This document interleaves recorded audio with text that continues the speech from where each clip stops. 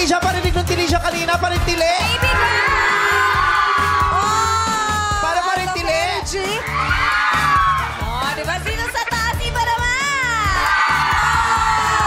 Ang saya naman lang dito. Amazing energy Canman performance ay gawing okay na okay para ang gong ay hindi mapukpok ng ating gong ambassador na si Ryan! Bang, bang, bang! Mami! Yes, baby. Naku, pinag-uusapan ka nila sa dressing room. Oh! Ako yung topic? Ma. Bakit, Kimi? Ano ba sinabi mo? Pinamukha. Ano ba topic, Mami? Bakit ako? Anong usapan nila? Ano? Ang ganda daw ng buhok mo. Siyempre, may salon ako eh, Moriduan. Yes. Natuwa kayo sa hair ko? Hindi nga, hindi nga. Ay, di sila natuwa? Kimi!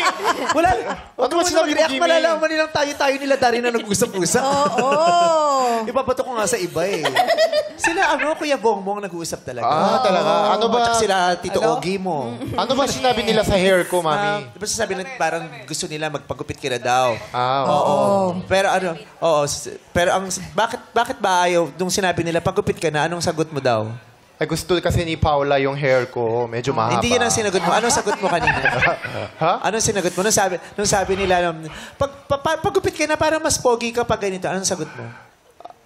Hindi naman kayo yung fiancé ko. Oh, may point din naman. Kaya naman, Oo. pagdating ko Tama sa din dressing room, may umiiyak. Ay, Bakit? talaga? Nakita mo? Grabe naman si Ryan. Oh, Bakit grabe. kailangan ipamukha niya sa amin na wala kaming fiancé? Sino yun? Sino yung umiyak na yun?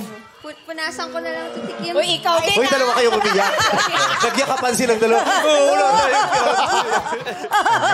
wala tayong fiancé.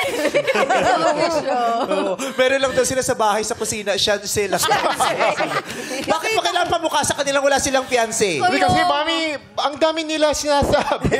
Ang daming comment. Dapat dito, ganito, buo, ganito. Bakit kayo ba fiancé ko? Ang dami nila comment sa akin. Sorry na, Paula. Sorry. May concern lang din sila sa'yo. Oh. Because they love you. Yes, I love them also. I love you, Kimi, Pero Jackie. ba't umabot sa TV? Hindi mo nakita. Hindi mo nakita nung nandito yung pinya sa pisngi ni Kim. Tapos Hindi sabi niya ni Kim, malunod. hindi ko na malunok yung pinya. Kakampi mo ako dito. Oo, salamat. Hindi maganda yung hair. Ganyan talaga sa pamilya natin. Sa pamilya natin. Dito ay tawagin nyo kaming pamilya puksaan. Pero ang ginagawa namin din. Masaya kami nagpupuksaan. Bukas abangan nyo kung sino naman ang Sino na pupuksain. pupuksain namin? Si Sino Darren kaya? naman. Para sa likod sabi, sino naglagay ng dry ice dun sa dun sa box? Tapos sabi, ba't meme? Kaninong idea yun? Akin. O di kasalanan mo. O di sorry. Tapos sabi niya pa, alam ko kasi kung paano yung dry ice. Tapos sabi niya, paano ba? Alam ko kung paano dapat ginawa. Paano ba, meme? Di ko sasabihin.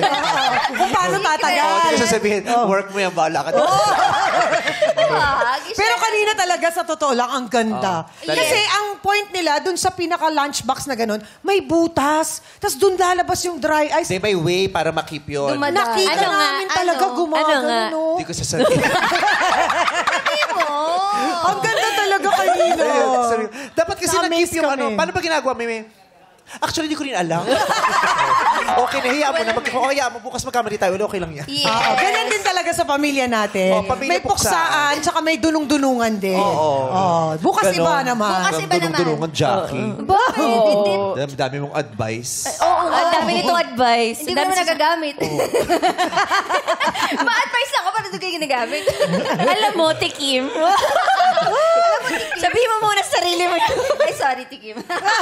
Sabi na nga, pinag-uusap kayong dalawa lagi. Anyway, sabay po silang umiiyak. Alika na, magpa-contest na tayo.